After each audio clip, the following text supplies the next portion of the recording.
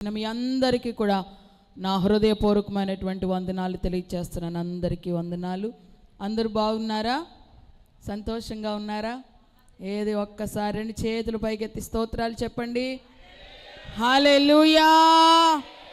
దేవుని మహాకృప కనికరాలను బట్టి మనందరం కూడా క్షేమంగా సజీవంగా ఉన్నాం. ఈ విధంగా మనమందరం ప్రభు పాదాల యొద్ద కలుసుకోవడానికి చక్కటి అవకాశము దేవుడు మనకిచ్చారు. అందుని బట్టి మహిమ దేవునికే కలుగును గాక. ఆమేన్. మనం ఏమి నేర్చుకుంటున్నాం? యెరూషలేములో పౌలు గారి యొక్క సంకెళ్ళ గురించి మనము నేర్చుకుంటున్నాం. మరి అపోస్తుడైనటువంటి పౌలు గారు 3 సువార్త దండయాత్రలు జరిగించారు. ఆ 3 సువార్త దండయాత్రల గురించి కూడా మనం నేర్చుకున్నాం. మొదటి దండయాత్రలో ఎక్కడికి వెళ్ళారు, రెండవ దండయాత్రలో ఎక్కడికి వెళ్ళారు, మూడవ దండయాత్రలో ఎక్కడికి వెళ్ళారు. వారు దండయాత్రలు చేస్తూ ఉన్నప్పుడు ఆ సువార్త యాత్రలో వారు ఎటువంటి పరిస్థితులను ఎదుర్కొన్నారో, ఎటువంటి గొప్ప కార్యాలు అద్భుతమైన కార్యాలు వారి ద్వారా జరిగినవో అవన్నీ కూడా మనం నేర్చుకున్నాం. దేవునికి స్తోత్రం. అయితే అపోస్తులైనటువంటి పౌలు గారు 3వ సువార్త దండయాత్ర ముగింపులో యెరూషలేమునకు వచ్చినట్లుగా మనం చూసాం. యెరూషలేములోనికి ఆయన వచ్చారు. ఆయన సువార్త ప్రారంభం ఎక్కడి నుంచి అనంటే అంతియోకియా నుండి ప్రారంభించేవారు. సిరియాలో ఉన్న అంతియోకియా నుండి ప్రారంభించి తిరిగి అంతియోకియాకే వచ్చేసేవారు. 2 యాత్రలు కూడా అలాగే జరిగినాయి. 2వ యాత్ర ముగింపులో యెరూషలేముకు వెళ్ళారు, కానీ యెరూషలేములోంచి మరలా అంతియోకియాకి వెళ్ళిపోయారు. కానీ ఈ 3వ యాత్రలో మరలా ఆయన ముగింపులో యెరూషలేములోనికి వచ్చారు. ఆయన యెరూషలేములో పెంతెకోస్తు పండుగ దినానికల్లా ఉండాలని ఆలోచన చేత ఆయన యాత్రను త్వరగా ముగించుకుంటున్న క్రమంలో కొంతమంది భక్తులు తెలియచేశారు. వారు దేవుని ఆత్మ చేత ప్రేరేపించబడి చెప్పారు, యెరూషలేములో నీకు బంధకములు ఉన్నవి అనేటువంటి విషయాన్ని తెలియచెప్పిన పౌలు గారు అన్నారు, క్రీస్తు నిమిత్తము, ఆ సువార్త నిమిత్తము నేను బంధించబడడానికే కాదు మరణించడానికి కూడా నేను సిద్ధంగా ఉన్నాను, కాబట్టి నేను భయపడనని చెప్పి ఆయన యెరూషలేములోనికి వెళ్ళినట్లుగా మనం చూసాం. అయితే యెరూషలేములోనికి వెళ్ళగానే అక్కడున్న సహోదరులు సంఘం అంతా కూడా ఆయనను చేర్చుకున్నారు. అయితే అప్పటికే పౌలు గారి మీద ఒక విరోధమైన మాట ఆ ప్రదేశం అంతా కూడా వ్యాపించింది. అదేంటి అనంటే ఈయన ధర్మశాస్త్రమునకు విరోధంగా బోధించుచున్నాడు, సున్నతి విషయములో యూదుల యొక్క ఆ క్రమాన్ని ఇతడు ఉల్లంఘిస్తున్నాడు అనేటువంటి విషయము మరి ఆ ప్రాంతం అంతా కూడా వెల్లడి అగుట చేత ఇప్పుడు పౌలు గారు వచ్చారన్న సంగతి తెలిస్తే వాళ్ళందరూ పౌలు గారిని చంపేస్తారేమో, లేక ఏదైనా చేసేస్తారేమో అన్న భయముతో అక్కడున్న సహోదరులందరూ కూడా పౌలు గారికి ఒక ఆలోచన చెప్పారు. అయ్యా, ఇక్కడున్న వారందరూ ఇలాగ అనుకుంటున్నారు కాబట్టి మీరు ధర్మశాస్త్రానికి విరోధం కాదు, మీరు కూడా ధర్మశాస్త్రాన్ని అనుసరిస్తున్నారని ఇక్కడున్న ప్రజలందరూ తెలుసుకునేటట్లుగా మరి ఇక్కడ మొక్కుకున్నటువంటి ఒక 4 వ్యక్తులు ఉన్నారు. ఆ 4 కూడా మీరు తీసుకుని వెళ్ళి ఆ మొక్కుబడి కార్యక్రమం జరిగింపజేసి వారితో పాటు మీరు కూడా శుద్ధి చేసుకోనండి అని సహోదరులు అనగా సంఘము అపోస్తలులు సలహా ఇచ్చినప్పుడు ఆ ప్రకారంగానే ఆ 4 కూడా తీసుకుని వెళ్ళి వారికి మొక్కుబడి చేయించి ఆయన కూడా శుద్ధి చేసుకుని దేవాలయంలోనికి వచ్చినప్పుడు ఆ దేవాలయంలో ఆయన సంచరిస్తూ తిరుగుతున్న సమయంలో ఆసియా నుండి కొంతమంది వచ్చారంట. వచ్చి వారు పౌలును చూశారు. పౌలుతో పాటు ఎఫీసీడైన త్రోఫీము కూడా ఉండడం చూశారు. చూసి ఇతడు ఖచ్చితంగా దేవాలయంలోనికి అన్యులను తీసుకొచ్చి దేవాలయాన్ని అపవిత్రపరుస్తున్నాడని చెప్పి అక్కడ ఆసియా నుండి వచ్చినటువంటి వారందరూ కూడా పౌలుకు విరోధంగా లేచి పౌలు మీద దొమ్మిగా పడి ఆయనను పట్టుకున్నారు. హల్లెలూయా. పట్టుకుని దేవాలయంలో ఉండగానే పట్టేసుకుని బయటికి ఈడ్చుకుని వచ్చేశారు. ఈడ్చుకుని వచ్చి ఆయన్ని రకరకాలుగా కొట్టాలని ప్రయత్నం చేస్తున్నప్పుడు అక్కడ గొప్ప గలిబిలి జరుగుతూ ఉంది. ఆ గలిబిలి ఆ దేవాలయం పక్కనే సహస్రాధిపతి ఇల్లు ఉంటుందంట. ఆ సహస్రాధిపతికి తెలిసింది ఇక్కడ ఏదో గొడవ జరుగుతుందని. వెంటనే ఆయన తన సైనికులను శతాధిపతులను తీసుకుని గబగబా వచ్చి పౌలు గారిని వారి చేతిలో నుంచి విడిపించారు. ఎందుకు వీడిని బంధించారు, ఎందుకు ఇతన్ని ఇలా చేస్తున్నారని అడుగుతూ ఉంటుంటే అక్కడ చాలామంది ఉన్నారు.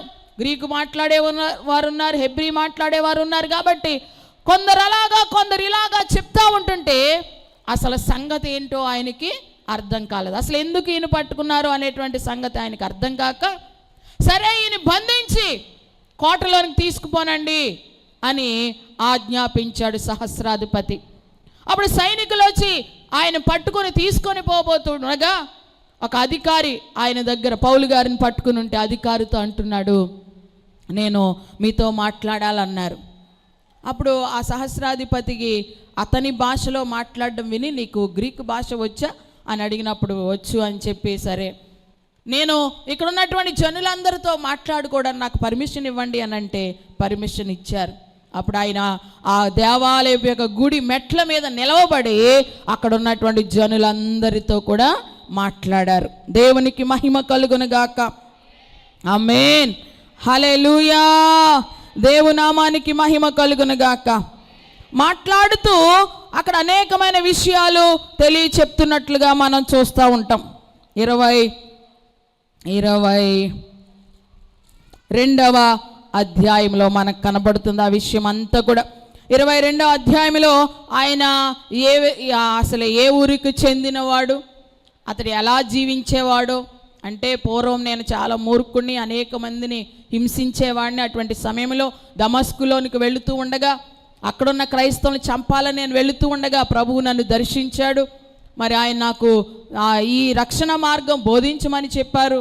కాబట్టి నేను ఈ పని చేస్తున్నానని వాళ్ళందరికీ కూడా చెప్తా ఉంటారు. అలాగే స్టెఫాను చంపే విషయంలో కూడా నేను కూడా అక్కడే ఉండి సహకరించానని చెప్పినప్పుడు, ఆ విషయాలన్నీ చెప్తున్నప్పుడు వింటున్న ప్రజలందరికీ కూడా చాలా కోపం వచ్చి చెప్తున్న మాట ఏంటో తెలుసా, ఈయన్ని చంపేయండి అని కేకలు వేస్తున్నారంట. ఎంతగా వాళ్ళు కేకలు వేస్తున్నారంటే వారి బట్టలు విదిలించుకుని ఆకాశం వైపు దుమ్మెత్తి పోస్తూ, ఏంటంట ఆకాశం వైపు దుమ్మెత్తి పోస్తూ వీడిని చంపేయండి అని కేకలు వేస్తున్నారంట. దేవునికి స్తోత్రం. అక్కడ పౌలు గారికి చాలామంది విరోధంగా మాట్లాడటము ఆ సహస్రాధిపతి చూచి, సహస్రాధిపతి అన్నాడంట, ఇతన్ని కొరడాలతో కొట్టించి చెరసాలలోనికి వేసేయండి అన్నారు.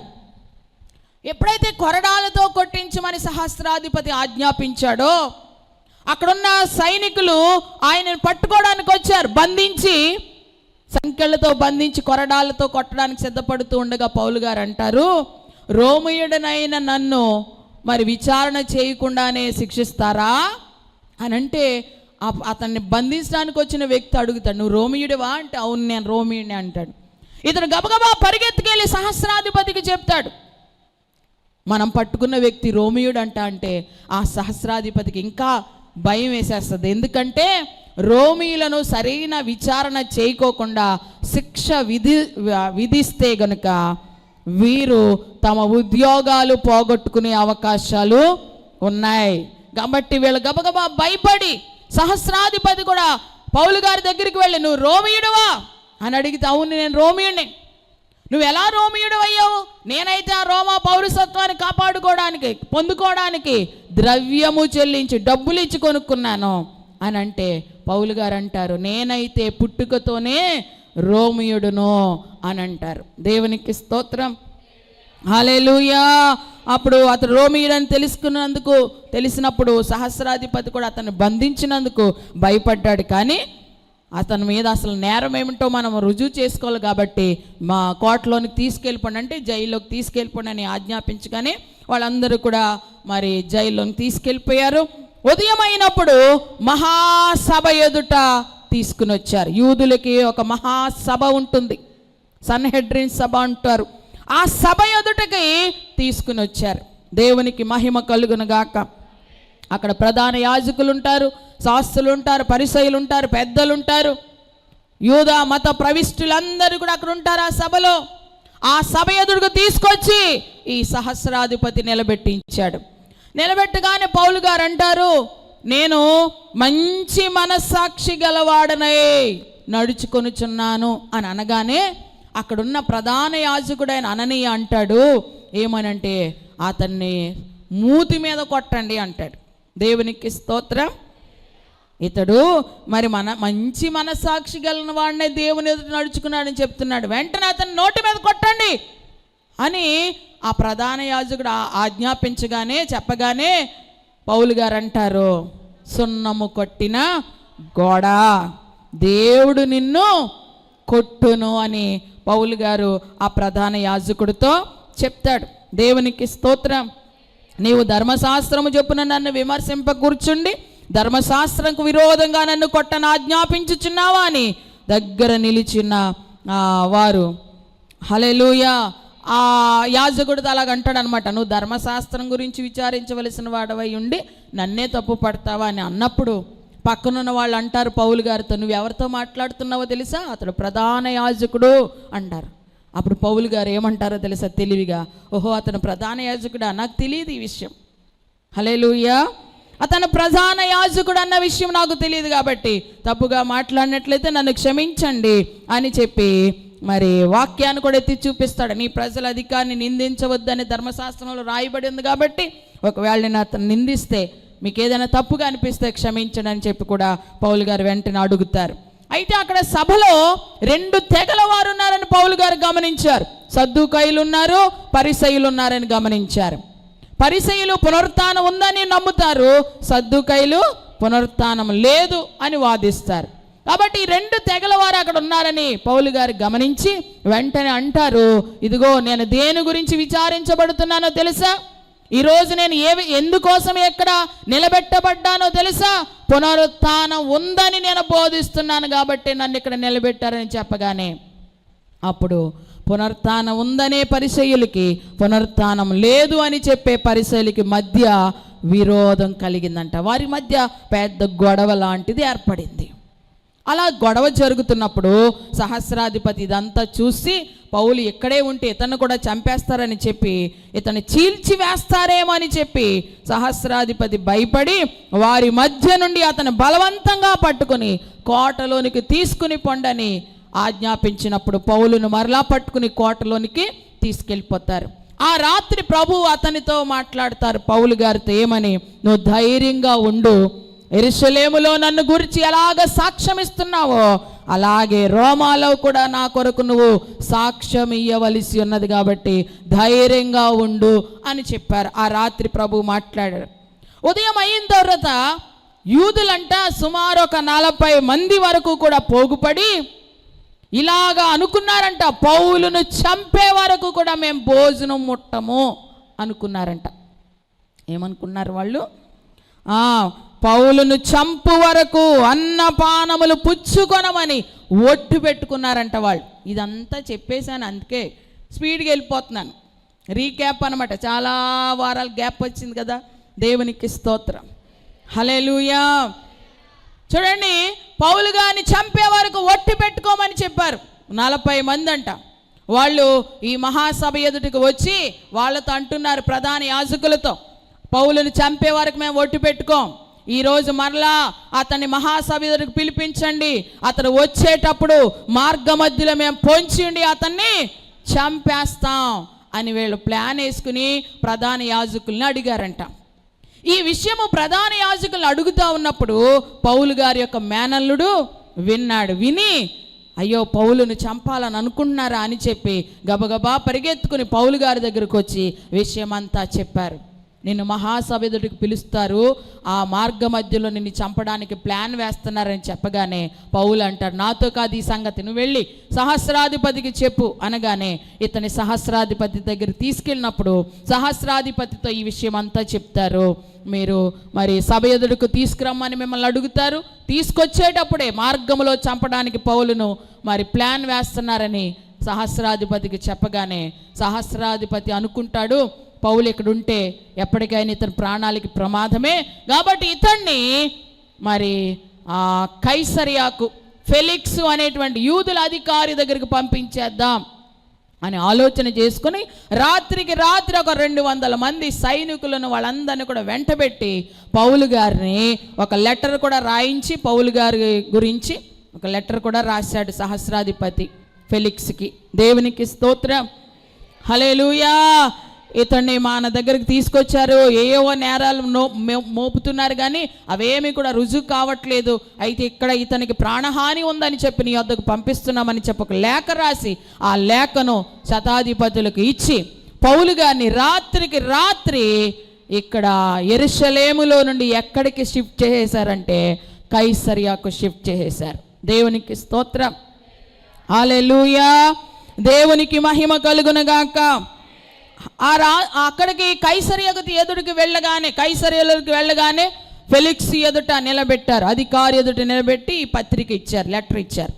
ఆ లెటర్ అంతా కూడా చదువుకుని ఆ అధికారి అన్నాడు, సరే ఇతని గురించి మరి వాళ్ళందరూ కూడా వచ్చినప్పుడు, అనగా ఎవరెవరైతే ఇతని మీద నేరం మోపారో వాళ్ళందరూ వచ్చినప్పుడు ఇతని గురించి విచారణ చేద్దామని చెప్పి అంతవరకు ఇతన్ని కావలిలో ఉంచండి అని చెప్పి మరలా జైల్లో పెట్టారు. దేవునికి స్తోత్రం. 5 దినములైన తర్వాత వచ్చారు ప్రధాన యాజకుడైన అననీయ, కొందరు పెద్దలు, తెర్తుళ్ళు అను ఒక న్యాయవాది అనగా ఒక లాయర్ గారు కూడా వచ్చేసారు ఎక్కడికి కైసరియాకు వచ్చి పౌలు తెచ్చిన ఫిర్యాదు అధిపతికి తెలిపిరి. దేవునికి స్తోత్రం. సరే వాళ్ళందరూ 5 రోజుల తర్వాత వచ్చారు. వాళ్ళు వచ్చిన తర్వాత ఈ ఫెలిక్స్ మరలా పౌలు గారిని వారి ఎదురుకు తీసుకొచ్చి నిలబెట్టారు. ఇప్పుడు న్యాయవాది అనగా లాయర్ గారు నిలబడి మాట్లాడుతున్నారు, పౌలు గారి మీద నేరాలన్నీ కూడా చెప్తున్నాడు అనమాట. దేవునికి స్తోత్రం.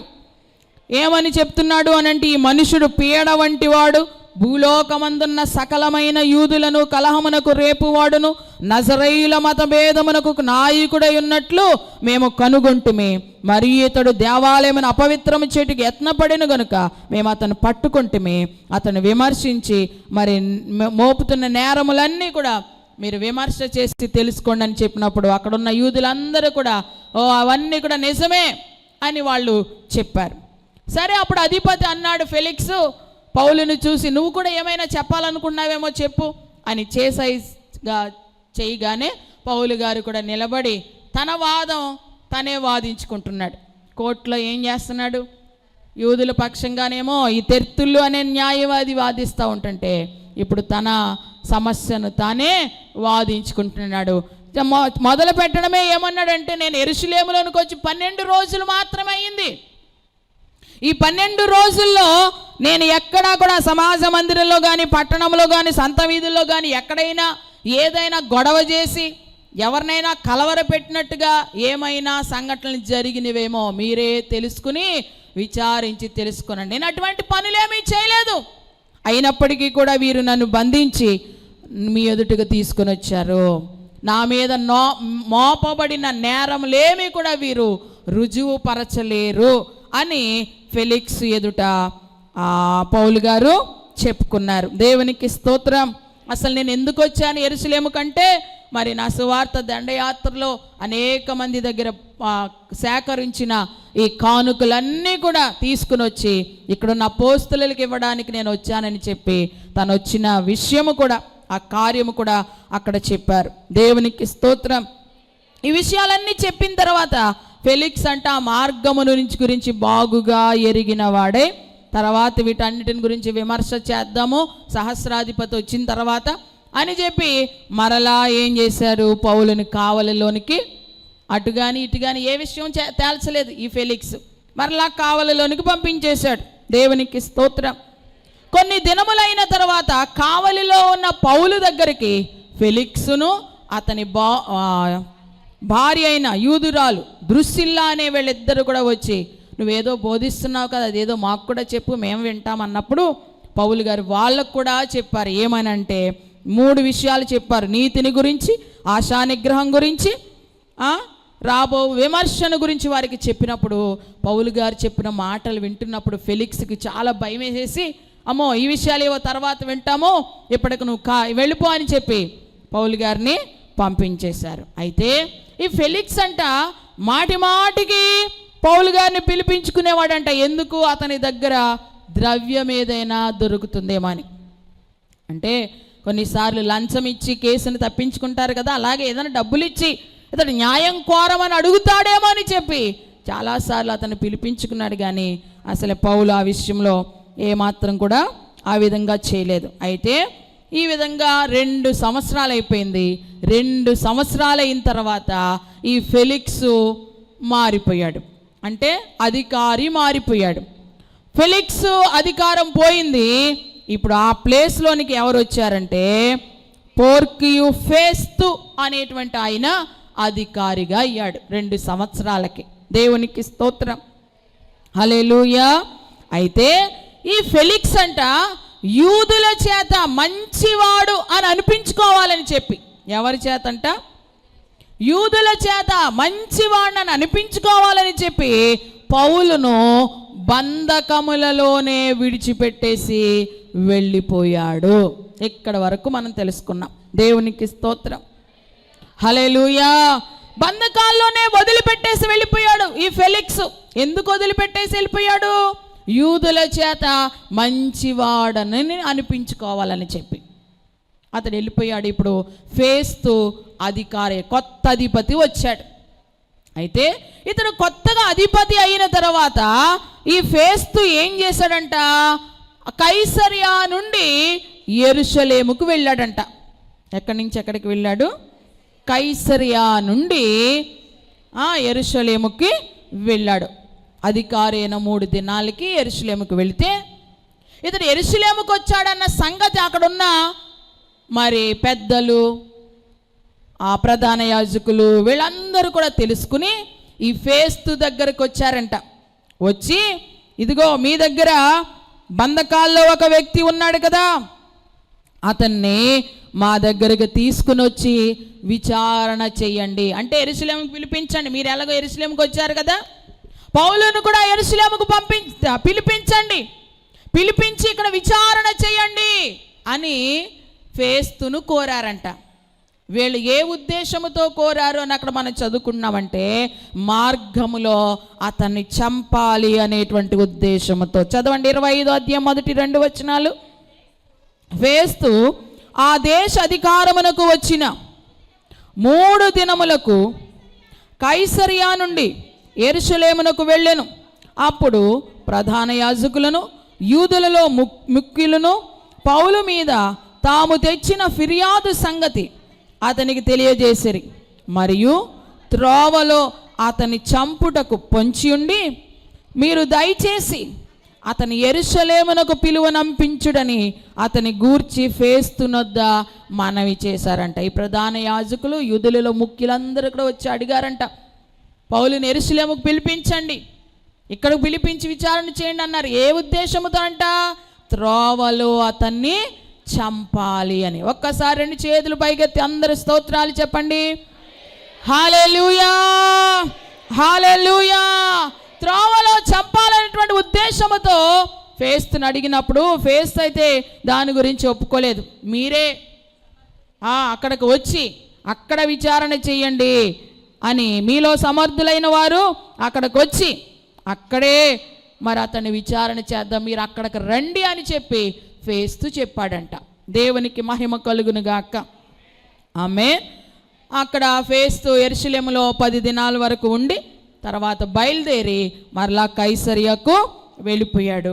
కైసరియాకు వెళ్ళిపోయిన తర్వాత న్యాయపీఠం మీద కూర్చుండి ఇప్పుడు పౌలుని తీసుకురమ్మని పిలిపించాడు. దేవునికి స్తోత్రం, హల్లెలూయా. అక్కడి నుంచి మరి యెరూషలేము నుంచి వాళ్ళందరూ కూడా వచ్చారనమాట. వాళ్ళందరి ఎదుట ఇతడు మరి పౌలు గారు కూడా నిలబెట్టబడి న్యాయపీఠం ఎదుట నిలబెట్టబడ్డాడు. దేవునికి స్తోత్రం. 7వ వచనం చదవండి. పౌలు వచ్చినప్పుడు యెరూషలేము నుండి వచ్చిన యూదులు అతని చుట్టూ నిలిచి భారమైన నేరములు అనేకములు మోపిరి గాని వాటిని రుజువు చేయలేకపోయిరే. ఆ న్యాయపీఠం ఎదుట పౌలు గారిని తీసుకొచ్చి యూదులందరూ కూడా చాలా నేరాలు మోపారంట ఆయన మీద. కానీ దేన్ని కూడా ఏం చేయలేకపోయారు, వారు రుజువు పరచలేకపోయారు.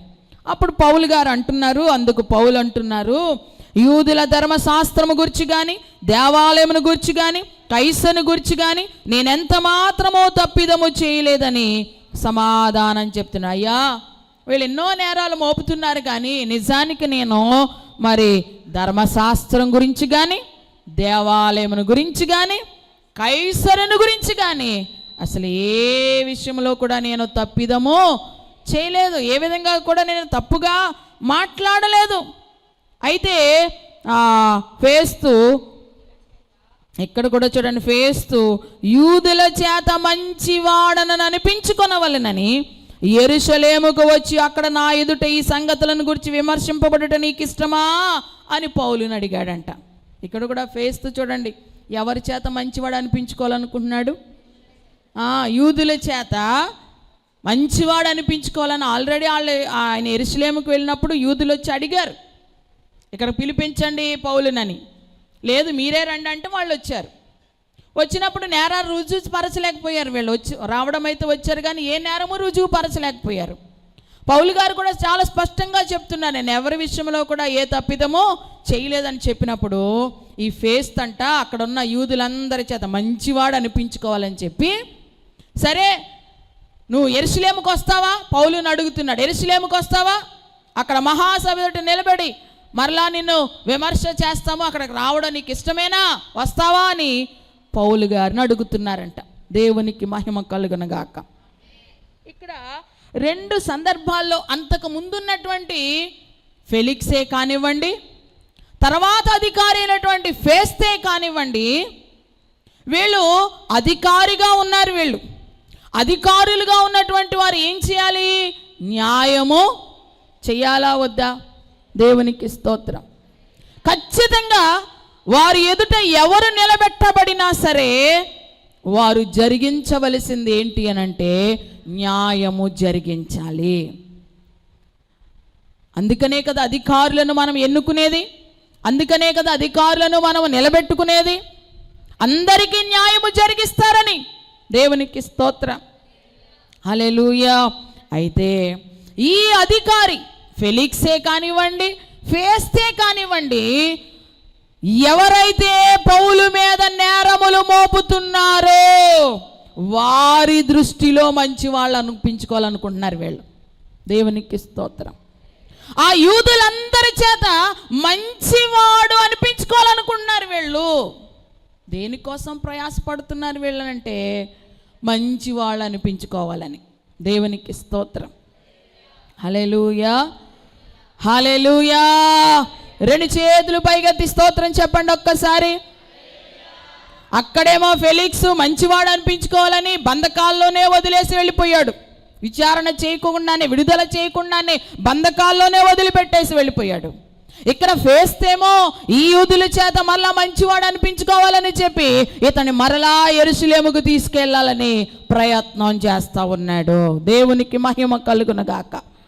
ఈ వాక్య భాగం నేను చదువుతున్నప్పుడు నాకు వచ్చిన తలంపు ఏంటంటే, నిజమే, మనం కూడా మనుష్యుల చేత మంచి వాళ్ళం అనిపించుకోవడానికి ప్రయాసపడతాం. ఎవరి చేత మంచి వాళ్ళు అనిపించుకోవాలనుకుంటాం? మనుష్యుల చేత. నేను అంటాను, నువ్వు గిర్రని తిరిగి తూర్పు తిరిగి దండం పెట్టినా సరే ఏదో అంటారు కదా, ఎవరు నిన్ను మంచివాడు అని అనరు. దేవునికి స్తోత్రం, హల్లెలూయా. ఎందుకంటే నీ ప్రవర్తన ఒకరికి నచ్చుతుంది, మరొకరికి నచ్చదు. మొత్తం అందరి చేత మంచివాడు అనిపించుకోవాలి అని అంటే ఇది అసలు జరగని పని. దేవునికి స్తోత్రం, హల్లెలూయా.